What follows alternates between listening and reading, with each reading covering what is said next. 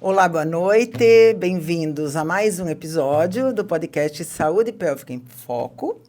E hoje esse episódio vai ser para dar continuidade, né, com o Dr. Marcelo Schneider, para a gente abordar, então, a parte, né, de tratamento cirúrgico, fisioterapia, nos pacientes com HPB. Seja bem-vindo de novo, de volta, Marcelo. Muito obrigado. Uma honra ter você de novo aqui, ocupando seu tempo. E vamos falar hoje, então, sobre aquilo que a gente não conseguiu falar no episódio anterior. Vamos seguir, obrigado pela oportunidade de falar sobre os tratamentos da próstata aumentada e as opções que existem hoje para este problema muito comum e que afeta muitos homens. Ok.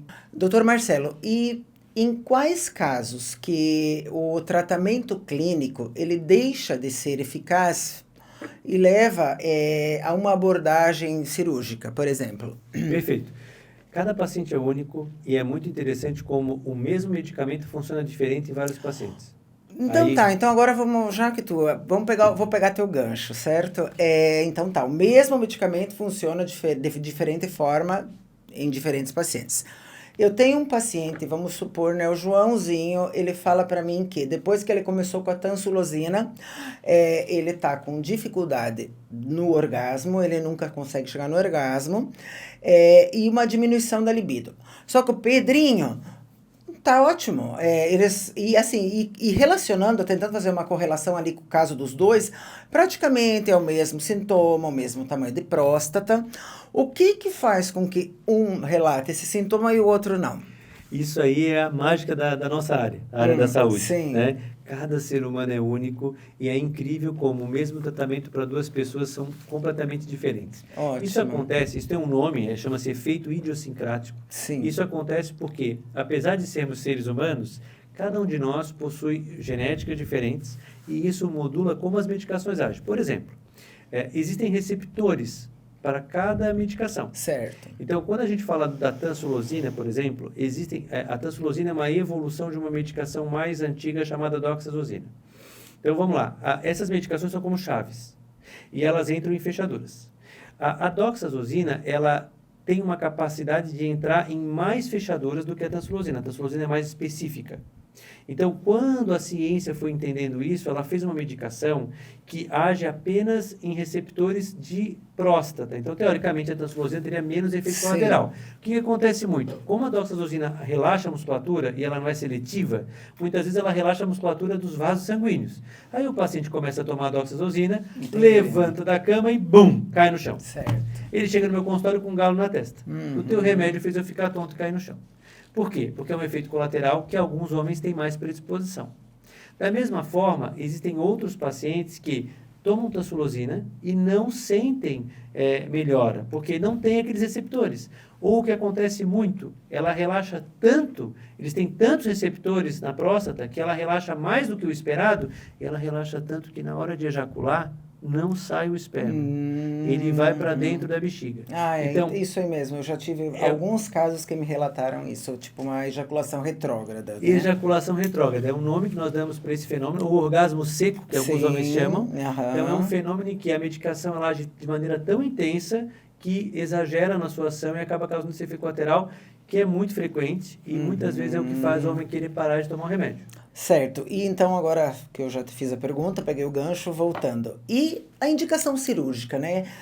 A partir de que momento que vocês falam, olha, nós vamos ter que te operar? Precisa ter uma obstrução aí? O que faz vocês passar de um patamar para o outro? O nosso parâmetro sempre é a qualidade de vida. Então, o paciente, ele vai dizer para mim assim, doutor, eu não estou bem, a medicação não me ajudou, a fisioterapia não está conseguindo dar conta, eu preciso de algo mais. Então, por exemplo, muitas vezes o paciente melhora muito com fisioterapia pélvica e medicamento clínico, tá? Então, medicamento e fisioterapia é a base do tratamento. Certo. E não só isso, como prepara o paciente para caso ele precise fazer uma cirurgia. É completamente diferente você operar um paciente que não fez fisioterapia e não tomou medicação. Hoje cada vez mais a gente tem essa abordagem, assim, e como eu fico muito feliz, assim, porque todo mundo que eu trago aqui nesse podcast são médicos que eu conheço há muitos anos e que caminharam, engatinharam aí com a gente, né, na fisiopélvica, entenderam que essa necessidade de uma consulta pré-operatória ela é muito importante, tanto para a abordagem, né, das cirurgias do sexo feminino como do sexo masculino. Porque essa abordagem aí, por exemplo, antes, né, de uma cirurgia de próstata, a importância, os esclarecimentos que a gente, enquanto fisioterapeuta, consegue levar para esses pacientes é muito importante porque eu já atendi algumas consultas, né, pré-operatória, e eles saem, assim, da nossa consulta para consulta, por exemplo, do urologista e para a cirurgia, até mais tranquilos. Porque a gente faz uma abordagem assim, eu não só vou explicar para ele sobre músculo, né? A gente também faz toda uma abordagem sobre a sexualidade, né?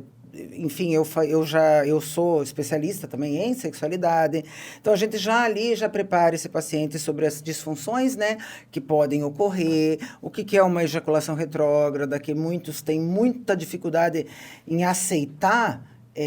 Assim, é incrível, né? O fato deles não ejacularem mais. Então, além de tratamento, né, do pós-operatório, essa consulta pré-operatória agora, ela é muito importante, inclusive ajuda muito vocês, urologistas, tá? Porque a consulta de vocês vai ficar bem mais prática e curta, porque a gente ali vai ter aquela hora para sanar todas aquelas dúvidas. Perfeito. E isso aí vai ao encontro do que são as melhores práticas hoje.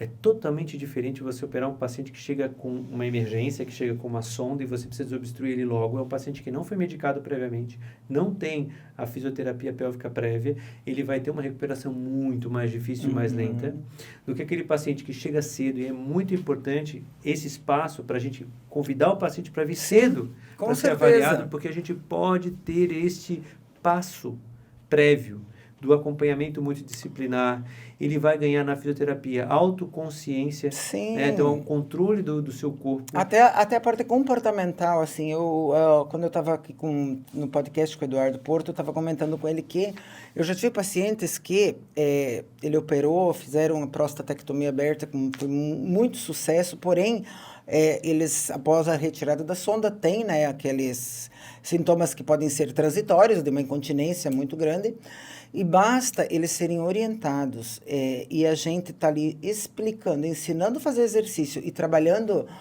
com terapia comportamental através do diário miccional, orientando eles, né, que a partir de agora a bexiga deles está funcionando temporariamente desta forma, isso daí o paciente já nem precisaria ir na fisioterapia. Vai lá uma vez por semana, então o Rubi olha meu diário, daí a gente fala, ok, ó, essa micção com esse horário, e aí a gente faz uma terapia comportamental, e esse paciente começa a entender essa condição, e aquilo ali ele já entende que ele não vai ser sempre assim, que é uma realidade, e que se administrado dá para viver muito bem, conviver muito bem, né, com esse sintoma. Exatamente, e por isso que eu até fico constrangido, porque a urologia, ela ainda parece que não acordou para essa necessidade de tratar o paciente não só do ponto de vista da patologia dele, mas do ponto de vista da consciência corporal. Da multidisciplinariedade. E eu vejo que a tua clínica, Bienetri, ela, em Florianópolis, praticamente, que é onde eu atendo, né? Ela acaba sendo uma referência porque ela tem essa capacidade de acolher não só as mulheres que precisam muito de fisioterapia pélvica em vários momentos da vida, mas os homens, quando estão encarando sintomas sexuais, sintomas urinários e agora o que a gente tem visto muito no consultório, sintomas dolorosos pela dor pélvica crônica, exatamente. Eu tenho muitos pacientes com dor pélvica, é um desafio, e nós vemos como a fisioterapia pélvica acaba sendo, para esses homens, a grande esperança deles. É muito importante, mas assim, eu tenho que agradecer a urologistas, né, como você, que hoje, depois de 24 anos aí lutando, né, pela fisioterapia, muito do que eu aprendi eu devo a vocês, porque eu sempre falo assim, falo para o Eduardo, para o Valtamir, para o nível que eu sou muito chata, eu vou operar, eu me enfio no centro cirúrgico, eu falo, alguém sempre vai me pôr lá dentro, porque eu quero aprender, porque eu quero saber explicar, e eu quero saber como é que tudo isso funciona, porque quanto mais eu ver ali ao vivo, e professores como vocês que têm uma paciência, assim, são mãe da paciência, a gente consegue, enquanto fisioterapeuta, entender melhor o porquê dessa disfunção e até onde a gente pode ir, né? Então, também tem uma participação de vocês aí pela clínica ser esse sucesso todo. Para nós, a nossa alegria é ver que existe profissionais como você que são preocupadas em oferecer para os pacientes o atendimento integral do problema deles. E isso inclui não só a tua área, como o que você faz, que é conhecer Sim. as outras etapas do tratamento, claro, para que você possa orientar esse paciente com muito mais propriedade. Então, eu me sinto mais seguro Sim. de ter o meu paciente assistido por equipes que têm essa noção. Exato, e é de muito todo o processo. Assim, é importante demais a gente ter essa noção de todo o processo, assim, porque a gente consegue entender do começo ao fim e a gente pode, então, como nós temos fisioterapia, são sessões e são semanais, algumas uma vez, algumas 2 vezes, então a gente sempre vai ter tempo para conversar com esse paciente. É diferente de uma consulta médica, que eles vão a cada 6 meses, uma vez por ano. Exatamente. Então, assim, quanto mais a gente souber, mais a gente garante que esse paciente fique sossegado, né, sem medo, e aí a gente também tem que ter propriedade naquilo que está falando. Eu não posso estar falando algo que eu não sei. Então, esse negócio de estar aí sempre atrás de vocês, né, tipo, penduradinha ali em todo mundo, é porque isso também é importante muito mais até para o paciente, né? E aí agora a gente também tem várias opções de tratamento cirúrgico. Então eu queria falar com você, invasivo. porque ontem eu assisti, né, estive lá com você, tô enchendo o saco do Edbert também, para fazer um TULEP, né? Então, hoje a gente sabe que não tem mais somente a raspagem da próstata, porque eu sou da época lá atrás, né? Sou velha, eu sempre falo que eu sou quase... Eu sou a nona da clínica. A gente tinha lá, a raspagem. Hoje já, meu Deus, hoje tem muita tecnologia aí, então vamos falar um pouquinho do que é essa tecnologia, por exemplo, que você faz hoje. Perfeito, assim, basicamente a gente vai dividir o tratamento invasivo, vamos dizer assim, do paciente em 2 grupos, tá? Sim. Nós temos os tratamentos minimamente invasivos, que são os MISTs que a gente fala, que são tratamentos mais para aquele paciente que ainda não precisaria fazer uma cirurgia, mas não quer mais usar remédio. Sim. Aí nós temos hoje, basicamente, o que a gente chama de Urolift, que é um grampeador de próstata. Nós temos o iTind, que é uma espécie de catéter ou de stent que dilata a próstata. Nós temos o Rezum, que é um vapor de água que murcha a próstata. Essas técnicas, elas são usadas mais para o homem que não precisaria de operar, mas não quer mais usar remédio. Certo. Então, essas tecnologias existem, a gente tem à disposição, mas elas não são tão efetivas quanto a cirurgia. Então, naquele paciente que está usando remédio, mas o remédio não está conseguindo conter os sintomas, então a gente tem uma escala de sintomas que vai de 0, vamos dizer assim, a 35. O paciente que tem mais de 20 pontos de sintoma com remédio, muitas vezes ele está numa situação que não está satisfatória a vida dele. Sim. E aí nós temos as cirurgias. Aí as cirurgias, basicamente hoje em dia nós temos a raspagem, que ainda é utilizada. Sim. Ela é efetiva para próstatas de até 80 gramas, então próstata de tamanho médio. Tá? A ideia da raspagem é, como eu sempre digo, como tirar o miolo do pão de trigo. Você coloca o dedo e tira o miolo, mas fica um miolo grudado na casca. Certo. Então a gente não tira a próstata, porque não é um câncer, mas a gente vai tirar só a parte que cresceu. Então, a raspagem é como tirar o miolo do pão de trigo. Depois disso, nós temos as cirurgias robóticas, que não são para tirar a próstata, mas só para tirar o adenoma, que são usadas para próstatas gigantes, próstatas às vezes de 300, 400 gramas, então são exceções. Nossa, eu achei que eu tenho um paciente que a próstata dele é de 150, o que a gente operou ontem. Lá que você operou era 129, então existe de 300, essa eu não sabia. Viram notícia, tá? E aí, agora, existe uma técnica que chegou há pouco tempo e que contempla as próstatas acima de 80 e menores do que 300, 400 gramas. Certo. Que até pouco tempo atrás, a única opção era fazer um corte no abdômen e fazer a cirurgia cortando a bexiga. Sim. E agora nós conseguimos tratar essas próstatas grandes com laser. Então, a gente coloca uma câmera pelo canal da urina, então é tudo feito por dentro do canal, e aí a gente vai até onde está a próstata e nós vamos usar um laser para remover só o tecido prostático que cresceu. Então, aí já é parecido com uma laranja. Em vez de eu descascar a laranja, como é que eu faço? Eu coloco o dedo e vou soltando a casca da laranja. Eu consigo tirar todos os gomos e deixar a casca limpinha, não é assim? Sim. A cirurgia laser de próstata faz isso. A cápsula da próstata fica limpinha e toda a glândula crescida é removida. E qual que é a vantagem disso? Você consegue remover grandes volumes de próstata pelo canal da uretra, sem cortes, e você consegue um resultado que abre o canal da bexiga totalmente, de maneira praticamente definitiva. Esse paciente não vai mais ter o crescimento da próstata. Então, essa é a grande vantagem, o grande sucesso dessa técnica. Então, essa é Rolep, Tulep, né? Tem aqui, pelo que você me explicou ontem, uma diferença mínima ali entre as duas, né? Então, essas são as duas técnicas a laser hoje, que a gente considera são cirúrgicas, isso, né? Exato, não são minimamente invasivas. Elas são minimamente invasivas, mas não são consideradas os MISTs. Sim, né? porque eu vi ontem, né, meu Deus, aliás, a cirurgia de ontem, assim, a gente pode até comentar, o paciente tinha uma pedra enorme na bexiga, essa pedra, então, foi causada, né, por resíduo miccional ao longo do tempo, ele tinha 129 gramas, aí a próstata dele, então deu um trabalhão ali para antes, né, de iniciar esse procedimento aí da laranja, de quebrar essa pedra, mas assim, é uma cirurgia que não sangra, isso a gente não vê nada de sangue, para quem realmente está olhando de fora não está entendendo nada do que está acontecendo, mas daí ontem foi maravilhoso, né? Entendi. Mas é uma cirurgia limpa, então eu não sei se ela é cirurgia ou ainda a gente chama de uma técnica minimamente invasiva. Assim, a medicina tem essas coisas, né? De tecnologias que vão chegando hoje em dia muito mais rápido. Então nós temos variações de laser e tal, e vão ter siglas diferentes, mas basicamente para o paciente o objetivo é o mesmo. É remover um tecido que é do tamanho de uma laranja, que está dentro do corpo dele sem fazer corte. Certo. Então, para isso, foram desenvolvidas essas tecnologias.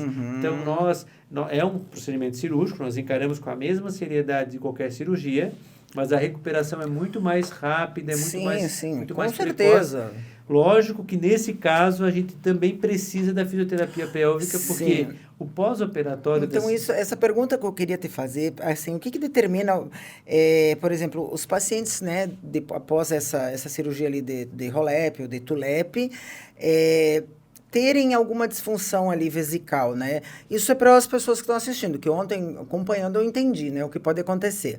Mas o que acontece é que alguns, eles relatam, claro, alguns é transitório, né? Como eu já falei lá no primeiro podcast com o Eduardo, eu sei que é transitório, pode durar 1 ano, pode durar 6 meses, mas quanto antes a gente abordar, até eu perguntei no pod pro Eduardo, eu falei, se você tivesse aí operado e tivesse com disfunção erétil, você mijando, usando fralda, você queria o quê? Ficar 1 ano assim ou 3 meses, né? Claro. Então, a gente entende, né, para fazer entender que a fisioterapia pode estar melhorando essa qualidade de vida o quanto antes.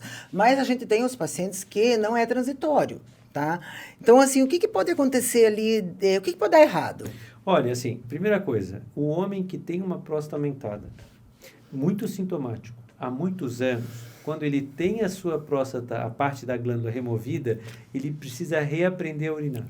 Sim. É uma coisa impressionante como os anos urinando mal fazem a gente desaprender uma coisa simples. Sim. E aí, nesse quesito, a fisioterapia pélvica ensina o paciente a voltar a urinar. Sim, é uma coordenação que eles perderam mesmo. Ele perde a coordenação. Certo. O esfíncter, muitas vezes, não consegue mais conter a pressão da urina, porque a próstata fazia isso. Sim, claro. Muitos deles perderam massa muscular pélvica.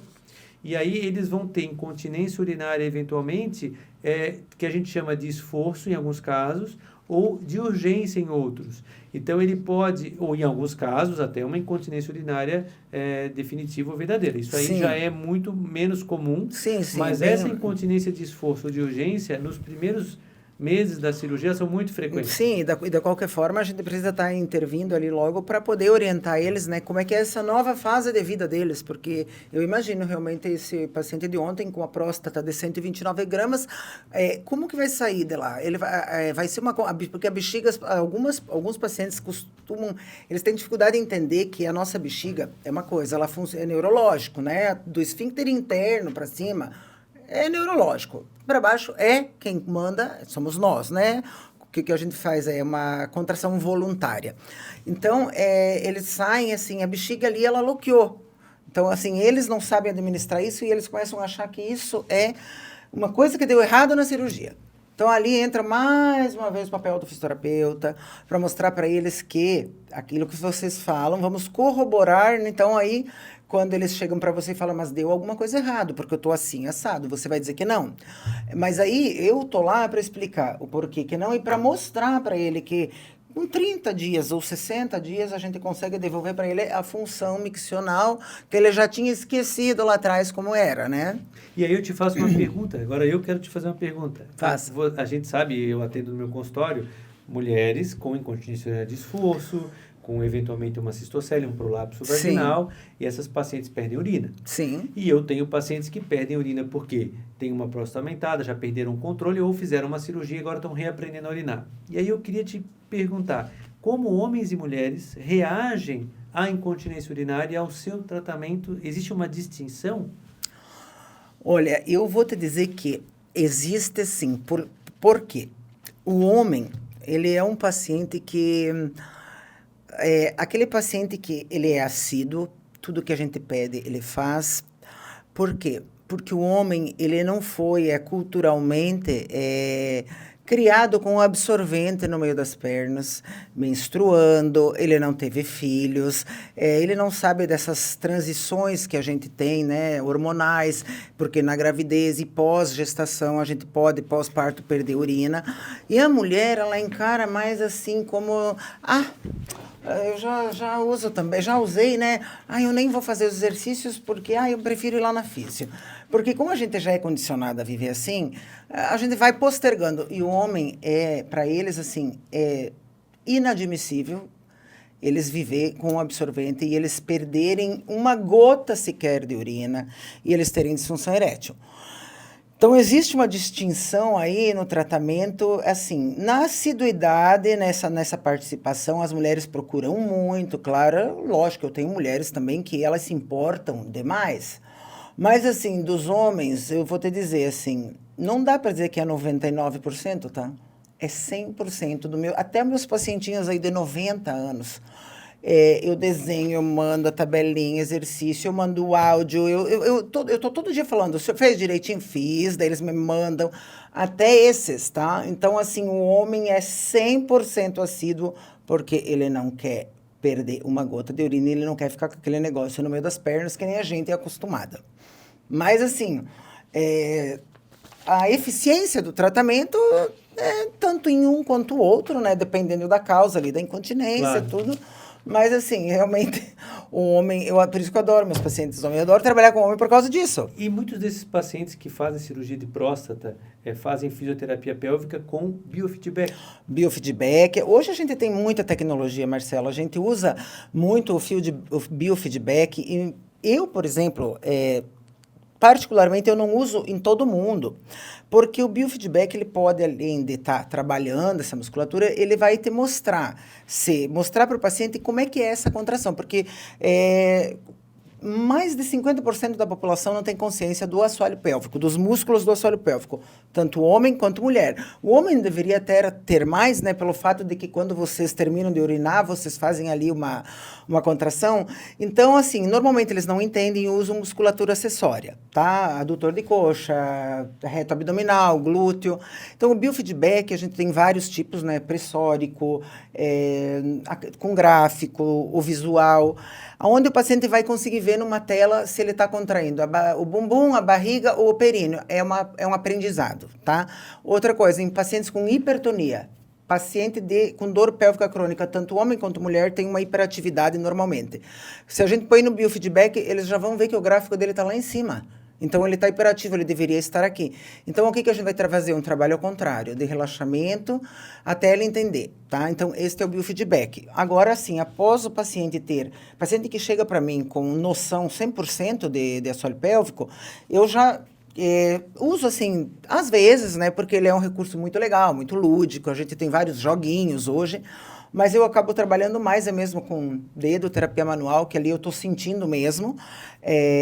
A gente tem eletroestimulação, a gente tem para a mulher hoje a radiofrequência intravaginal, que produz colágeno, melhora essa produção ali do colágeno que a gente vai perdendo, né, durante a idade. Assim, as técnicas são várias. E uma coisa que eu, atendendo pacientes com próstata aumentada, muitos pacientes, às vezes, não têm sintoma urinário, mas eles já começam a relatar um fenômeno que é interessante do envelhecimento masculino, que é uma redução da ejaculação. Sim. Quando o homem é muito jovem, ele tem uma ejaculação potente e um grande volume de ejaculação. Uhum. E conforme vai avançando, muitos homens, alguns não todos, mas alguns começam a relatar uma redução deste esperma, e a gente sabe que isso está relacionado com o processo de envelhecimento, com o aumento da próstata e com os níveis de testosterona. Mas eu tenho notado que muitos homens que vão para a fisioterapia pélvica por conta de justamente o problema miccional, sim, como efeito colateral positivo, sim. Tem percebido uma ejaculação poderosa. Poderosa, assim, é muito importante, porque a gente tem ali dois músculos, né, bulbo esponjoso e isquio cavernoso, que eles fazem parte ali desse fechamento,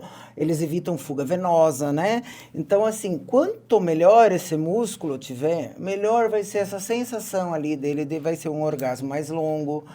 Normalmente os pacientes falam assim que pela metade, é um orgasmo pela metade. E aí, após a fisioterapia, porque eu tenho quem realmente me procura clínica, né? Para tratar disfunção erétil, assim, que não teve nem câncer, nada. Do próprio envelhecimento, né? E aí a gente vai explicando, e o primeiro relato é realmente que a ereção, ela não se mantém, ela é menos duradoura, que o orgasmo é assim, eles falam para mim, é assim, ó, acabou, e eles têm uma melhora muito significativa quando eles entendem, e quando ainda, claro, né, eles estão numa idade onde esse músculo está funcional, porque um paciente aí de 80 anos, é muito mais difícil você reabilitar um músculo para disfunção erétil, para melhorar a ereção, assim, mas assim, claro, para incontinência a gente consegue um resultado assim de melhora de qualidade de vida, mas o homem que busca tratamento para sexualidade, ele não quer sair de lá meia bomba, porque ele já entrou meia bomba, entendeu? Ele não quer ganhar 30%, 40%, ele quer ficar 100%. Então, o que eu falo, bom, como é que era antes, qual é a sua idade, e aí a gente vai mostrando, e mostrando outras coisas também, né, Marcelo, que sexo também não é só ereção.